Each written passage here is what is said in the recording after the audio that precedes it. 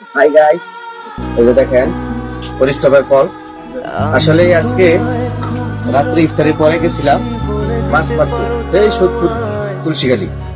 তো সেখানে যাওয়ার পর দেখেন রাস্তার মধ্যে এমন এমন বৃষ্টি আসছে, এই বৃষ্টি বাতাসে আমরা ভয় পেয়ে গেছি। আমি আমার পার্টনার তখন চিন্তা করতেছি কই যাবো তখন আগ পেয়ে গেছি মধ্যে যে আল্লাহ দিলে বৃষ্টি কমছে, বৃষ্টি আসছে না, এখানে বাতাস কমছে। তারপর যাতে দেখতে আমাদের জায়গা মতো পৌঁছে গেছি আমাদের লক্ষ্যে।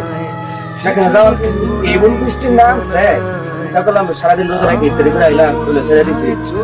এই বৃষ্টি বয়ে আলা এই টানুকে এক ছাত্র পাইছি, সাড়ে বড় বেড়া নাই, খালি একটা চাল আছে, সেখানে বয়েছিলাম। বৃষ্টি অনেক ডালা বৃষ্টি গেছে, আল্লাহর রহমতে বৃষ্টি। বৃষ্টি শেষে দুজন বাড়ি মশানি গেছি যে উদ্দেশ্যে মাছ করার জন্য। তারপর সেখানে গিয়ে দেখছি বড় বড় যে গৌরসাতে বড় বড় গৌরসা দেখা যায়।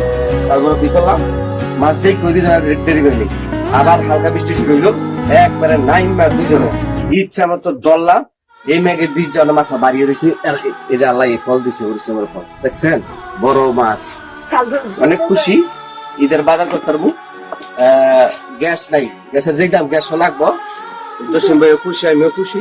আল্লাহ দিলেই যে নিয়ত গেছি আল্লাহ নিয়ত পূরণ করছে, আমরা আমাদের বাজার করতে পারবো। সবাই আমাদের দোয়া করবেন, আপনারা ভালো থাকেন। ঈদের